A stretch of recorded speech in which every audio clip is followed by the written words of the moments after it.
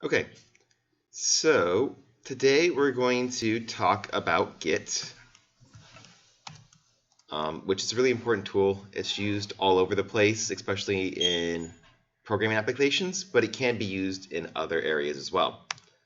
So first thing is, what is Git? It's a distributed version control system. A version control system is just a program that's designed to help you deal with multiple versions of something. The project doesn't necessarily have to be a coding project. It's just something that's made up of files. So you might be making like a digital book, right? You might have different versions of that book for different chapters as you do multiple edits on it, right? Maybe a video because you're doing some video editing and you need to have different versions of it as you go along, or maybe some image. It's also distributed, which means instead of there being one central location where the most up-to-date copy is stored, every single person gets a copy of the entire project. This means that there's no single point of failure, because if there was just one centralized server and that server goes down, nobody could access it anymore. But because everybody has their own copy, if that centralized server went down, well, everyone's still fine. They can have their own. They have their own copy, and you can just go put someone's copy on some other server. So that's one of the strengths of Git. But you might ask yourself, why might I use it? And you probably encountered at least some of these situations. Have you ever been working on a project and you wanted to try out a new idea, but in trying out this new idea, you were afraid that it would screw something up?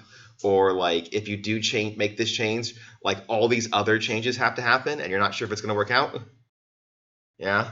Have you ever ended up where you had like multiple versions of your homeworks or of a project? Like I have homework version 1, homework version 2, homework version 3, homework final, homework really totally really the final one? Yeah. Have you ever wanted to go back to one of those previous versions, but maybe you hadn't exactly saved what it was supposed to be like at that point, so you couldn't get back that old code? Ever wanted to figure out probably when or a bug was introduced into your program, or who ended up actually introducing that bug? Wanted to be able to easily collaborate with other people, right, on a project, right? If you've answered yes to any of these questions, Git can make your life 10,000 times easier because it helps deal with every single one of these things. So hopefully you guys have already done the readings and downloaded it. These slides here are for when I did 36B, so if you see sea lion, just substitute mentally in your head PyCharm, because I didn't know I was going to have to be presenting today until about 5 this morning. So once you get it installed on the terminal, you'd run like git config -global username -global your email. This is to get things set up. There are also a lot of other options you can set that can configure how Git works. And I would say check those out if you want to. So if you want to enable version control in PyCharm, it's actually really easy. Once you get your project up and running, you're just going to go into your project and go to version control, click enable version control integration, click Git, and then say OK. And great, this will have created a repository in our project right now, and these two things are now linked, our project and the Git repository.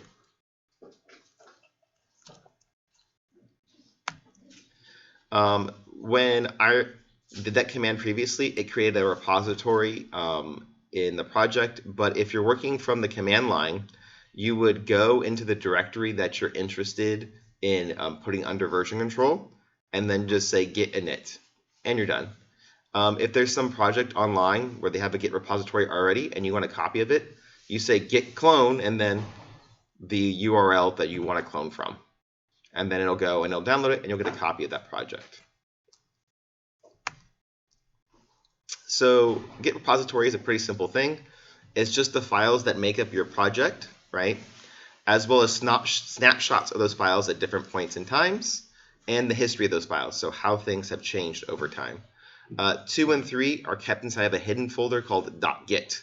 So the old versions of your files, those old snapshots, they're stored in .git, and the history is also maintained inside of that folder as well. So if you want to add files to your repository on the command line, you say git add, and then whatever files you now want to be tracked by Git. If you're working inside of PyCharm, you just right-click the files and say git add. So if I go over here, main.py hasn't been added to my repository, so I'm going to right click on it, say Git, and add. And now Git is going to start tracking this file. So every time I take a snapshot in the future, Git will take a snapshot of all the files that it's tracking. If you're not tracking a particular file, you take a snapshot, Git won't take a snapshot of that file. So for example, this file over here, desktop.ini, if I do take a snapshot, Git's not going to take a snapshot of that file, just of main.py. Any questions so far? Okay. So a commit is how you tell Git to take a snapshot. So it's going to record what the repository looks like at the point in time where you do a commit. If you're on the command line, you just say git commit, and it will commit those files. If you're doing the version control inside of PyCharm, which is probably the way that most of you guys are going to be doing it, you just do version control commit, just control K. And then it will ask us to type a little message of saying like what it is that we've done. This is just like notes for yourself or notes for your partner to kind of say what changes you've made along the way or what you've done differently. So here I'm just going to say, you know, initial commit. And I don't want to do these right now. And then we'll make a commit. So now Git has taken a snapshot of my repository. So we recorded what my project looks like right now. So just print hello world in it. When you make commits, you want to make them fairly frequently because you can only go back to a previous, like if you want to go back in time, you can only go back to a previous commit. So if you make lots of changes between commits, right, you're only going to be able to see it go from here to here. Right, a huge change all at once. Or if you think about like those little picture flip books that kind of like made an animation, if there's a large amount of change between two images, right, it doesn't look good. It looks very choppy. But if there's a small amount of change, then it'll start to flow smoothly. So if you make commits on a regular basis, you'll be able to go back in time and see each of those little small changes, which generally tends to be a lot nicer. So my kind of rule of thumb is like, you know, make a commit at the very least after you finish changing a class, maybe even slightly better after you like modify a function. Might be a good idea just to have little small steps to see how things have changed. So sometimes we're going to have files that we don't want to track. For example, that desktop.ini, I don't want to see it, so we can create something called a Git Ignore file to tell, hey Git, I don't actually want to pay attention to these files. There may be other things along the way, like if you're working with a compiled system, like the files that you automatically generate, you probably don't want to track them because they'll be generated differently on different people's systems and you don't want to be sharing those around. So the Git Ignore file is going to be the file that contains what we don't want to pay attention to. So we just go over here and we're going to create a new file. And sometimes Git will let me create a Git Ignore, but nope. So we're going to go to new file, and its name is going to be .git ignore. And then we list in here what we don't want to pay attention to. That little pop-up that came up is, do you want to add this file to be tracked by Git? And I said yes. And most of the time when you add your new files, you're going to want them to be tracked. So here, I don't want to pay attention to desktop.ini. And now it's going to be ignored, and Git's not going to complain about it even anymore when I do a commit. Another good one to ignore is .idea. .idea is a folder that contains the configurations for how PyCharm should be displayed and how you want things set up in here. If you want to like be really explicit that that thing that you're ignoring is a folder and everything inside of it, you put a slash at the end. So I want to ignore everything inside the idea folder. And I also want to ignore the desktop.ini file. Any questions so far?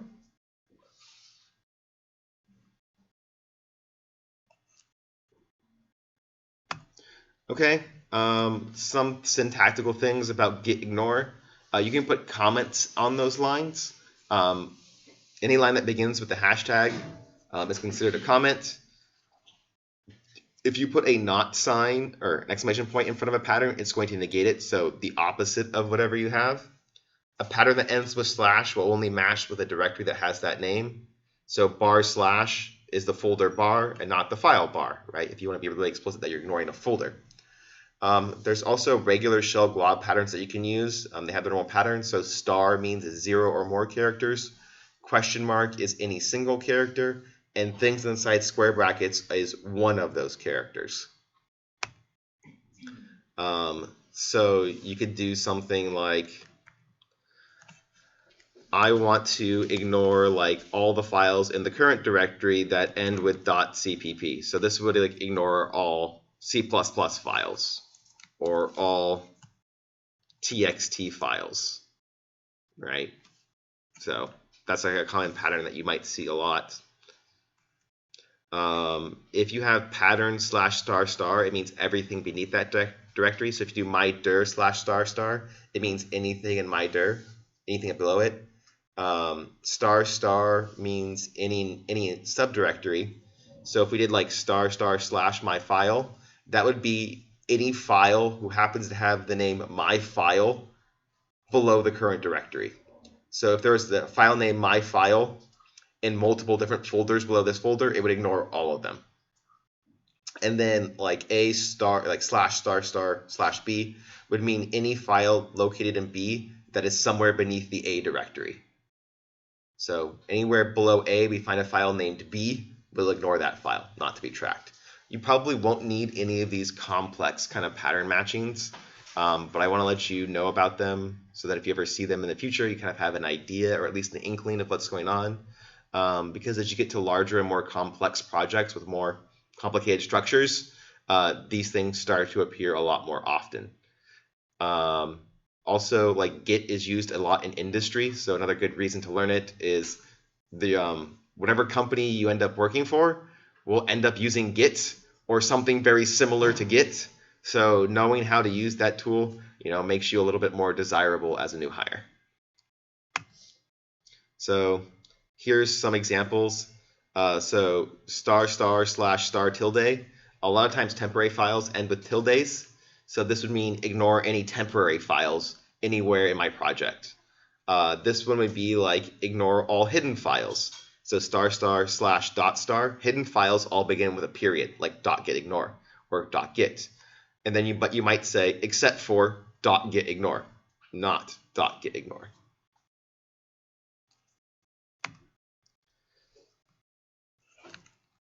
But we're only going to have these two. So creating a new branch. Branches are for when you want to have a new version of your project or you want to try out a new idea. So anytime you want to try out something new, create a branch. It'll be an exact copy of your project as it is now. And then you'll be allowed to try out your new things. And if you end up liking the new ideas that you've done, you can take those changes and later on merge them back into like the main branch that you have. But if you find that you don't like those ideas, well, great, they're on this other version of the project. You can just not use that branch and go back to the main one because things ended up working better. So let's say we want to make a new branch. Before we make a new branch, our repository has to be in a clean state, which just means we have to commit it. Have to have made no changes since the last commit. So we have made some changes. We've added the .git ignore file. So we need to commit first before we're able to switch to a new branch. So we'll do Control K over here and say added.git ignore and then commit. To create a new branch, the simplest way of doing it in PyCharm is just to click down here. This little guy tells you which branch you're currently on. So Git currently tells me I'm on my master branch. And I say I want a new branch. And maybe I make this be like my Spanish version of my project. The checkout box was checked. So let me actually go back to my main branch and then show you that because I skipped over it very quickly. And then go back to the Spanish branch and delete it. So over here, again, I said I want a new branch. Notice that checkout branch is selected. This means that not only should I create the new branch, but I also want to switch to that branch as well. So again, we'll call this our Spanish version. And you can see here I'm now on the Spanish version of the project, right down here. very tiny letters where it says Spanish. So if you're doing it on the command line, it's git branch, new branch. This will just create that new branch, but it won't switch you to it. If you want to both create a new branch and switch to it automatically, you would do git checkout -b new branch, and this will create your new branch and cause you to switch over to it. So now that we're here, we might try out our new ideas.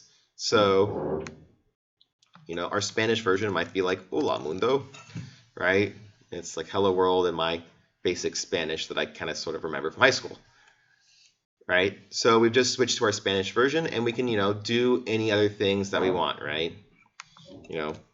Do something awesome here, right? And you can keep, making all the changes that you want. And again, when you're ready to take a snapshot of the project, you do Command K, and then we commit, made the greeting in Spanish. And then again, it'll make a commit, but it's now on my Spanish version of the project and not my original main version. So sometimes you're going to want to move back and forth between branches. So if you're doing it on the command line, it's git checkout, whatever the branch name is that you want to switch to. And then in version control, if we're doing it inside of PyCharm, we're going to go click down at the bottom little button like you saw a minute ago, and then just switch to that branch. Again, before you can switch to a new branch, your current branch must be clean. So no changes since the last commit if you want to be able to switch over. If you find that you have made some changes, just make a new commit and then switch to the new branch, right? So if I do make some changes here, right, and I attempt to switch to my new branch, so switch over back to master and make it a checkout, it's like, hey, these changes would be overwritten, your branch isn't clean, don't do the force checkout, just say don't check out, and then again you can make some commits and added some garbage. And then again, we're at our commit, or we could do some undos to get rid of our changes. And then we can go back to master and check it out. And we're back to our original version of the project, right? So again, I don't have to have like 10 different folders of all my different versions. I can just have different branches, which makes it a lot more neatly organized in your file system. Any questions so far? Yeah. Oh yeah, new branch. You just click down here on like what branch you are and you say new branch.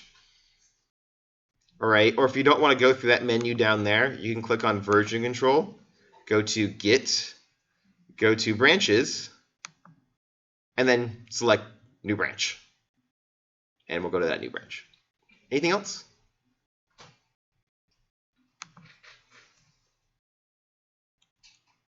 Okay.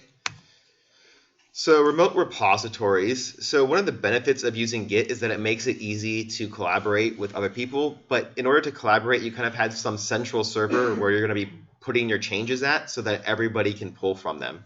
So you're probably going to be using GitHub to do this. All I ask is that when you use GitHub, make sure all of your projects are private and don't make them public. If they're public, anybody else in the class can view them. And so what ends up happening is some people are a little dishonest and they might find your project and they might copy it and then submit it if it's public. And then you guys end up getting sent to SJA. And even though you can prove quite easily that you're the one that actually did the work, you still have to go waste your time doing that, right?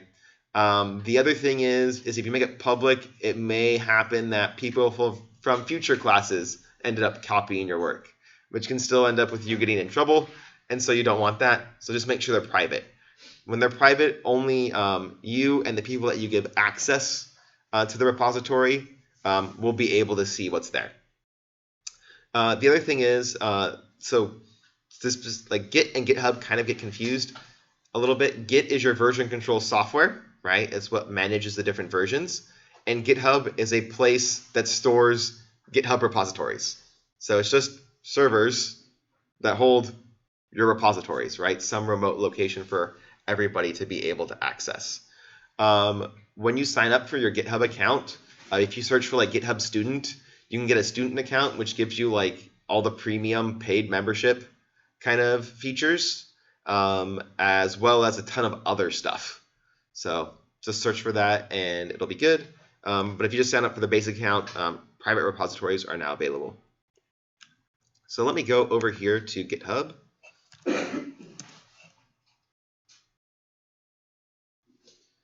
And so I'm logged in, and so I'm going to create a new repository.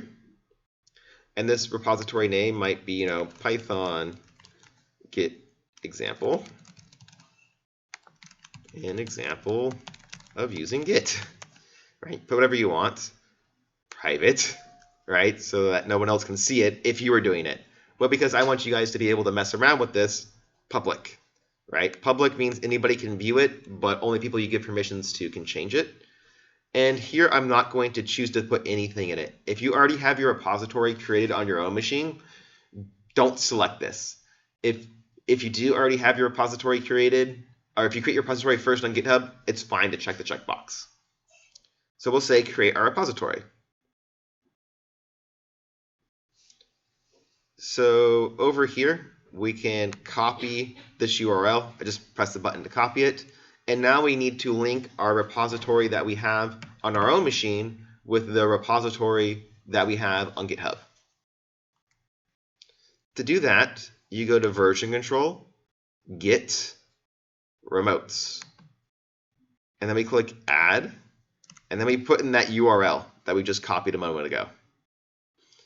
Its name can be whatever you feel like, but the most common name for like the remote server is origin. This is where things are going to come from. So now we say OK, and these things are now linked up. If you want to be able to link your GitHub account to PyCharm, you go to File, or I think on Mac you click on PyCharm, and then you go to Settings. You click on Version Control, click on the drop-down, and then go to GitHub, and then we would add an account, which apparently I haven't done this for PyCharm. And then I have to go put in my username and password. So let's go get those things, I guess.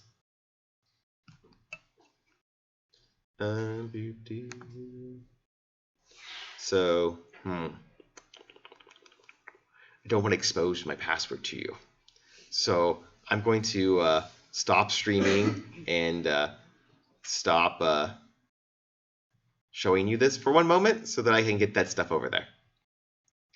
So let's just end the stream for a moment.